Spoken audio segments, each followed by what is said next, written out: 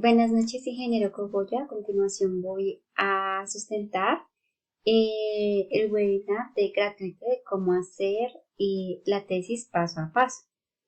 A mano izquierda encontramos la bibliografía. Este video es de la doctora Rosario Martínez del 2016 y ella explica cómo hacer la tesis paso a paso. Bueno, entonces vamos a empezar. Bueno, primero se deben tener en cuenta los siguientes pasos.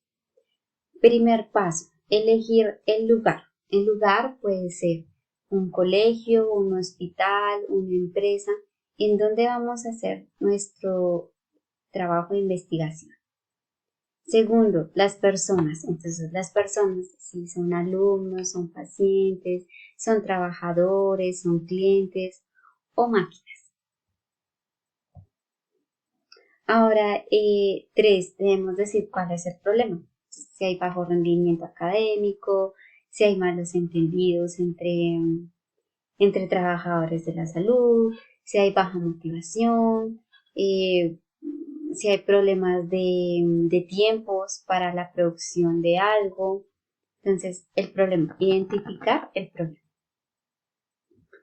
Ok, entonces esto a su vez se divide en el primer capítulo, que habla de planteamiento del problema. Entonces, primero se debe explicar la razón de la investigación, por qué se va a hacer. Segundo, cuál es la realidad del problema, ¿no? ¿Cuál es el problema? Debe ser claro y puntual, deben ser cosas muy concisas. Dos, ¿cuál es la causa? Las causas son múltiples, pero se puede seleccionar solo una para la tesis. Pueden haber muchas causas de un problema, pero es solo uno. ¿Cuál es la consecuencia de este problema? ¿Cuál es su aporte? Entonces, bueno, vamos a ver un ejemplo. Me gustó mucho este ejemplo, por eso lo voy a explicar. Entonces, primero, ¿cuál es el problema? Las mujeres violentadas no denuncian. Bueno, ¿cuál es la causa? No confían en las autoridades. ¿Cuál es la consecuencia? Que hay feminicidios. ¿Y cuál es su aporte? ¿Cuál sería el aporte? Digamos, capacitar en leyes. Entonces ese es un ejemplo, pero podemos hacer varios. Ok, bueno, en cuanto al título, bueno, tenemos que el feminicidio y las denuncias de las mujeres violentadas. Entonces acá vemos cómo, ok, esto es importante mencionarlo, porque del título se pueden utilizar, pues la doctora decía que era recomendable utilizar dos variables. Entonces acá como vemos, la primera variable es, utilicemos la segunda variable de feminicidio y la primera variable de las mujeres violentadas no denuncia. Entonces, estas son las variables que conforman el título de la investigación. Ok, el siguiente es matriz de consistencia. Entonces, es realizar una matriz de consistencia para identificar el problema. Entonces, pues el ejemplo relacionado con lo que dije anteriormente, existe una relación entre el feminicidio y las no denuncias de las mujeres violentadas. Ok, entonces es la relación entre las variables, como ya lo mencioné, y se debe plantear los objetivos. Digamos, el objetivo es determinar la relación que existe entre el feminicidio y las no denuncias de las mujeres. En otras palabras, es a donde quiero llegar con esta investigación. Es como su principal objetivo, ¿no? Y finalmente, la hipótesis.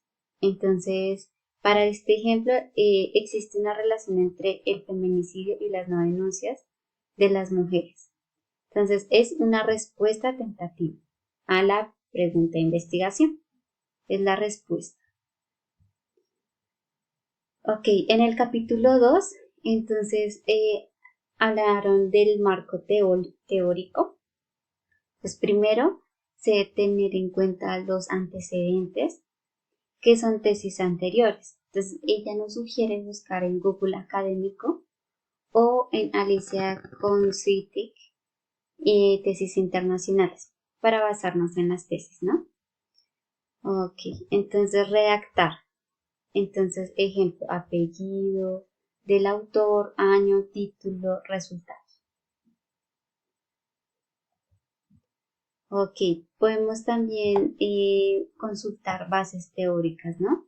Agregar todo lo relacionado con las variables, citando las normas APA. El marco conceptual, entonces nos habla de agregar los conceptos relacionados con nuestro tema de investigación. Entonces, si es de feminicidio de mujeres violentadas, entonces todo lo que tenga que ver con este tema.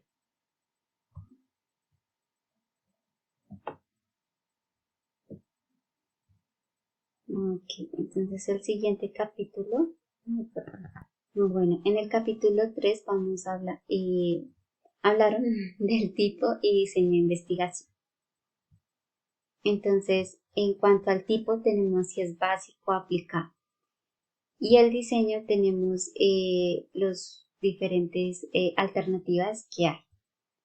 En cuanto a la población y muestra, ¿quiénes son las personas o objetos de su investigación? Personas porque puede haber un estudio, digamos, de, de personas que tengan una determinada enfermedad y se quiere hacer una investigación de cómo avanza la enfermedad. Digamos, cómo el cáncer avanza en la población joven o si cuál sería su recuperación, o bueno.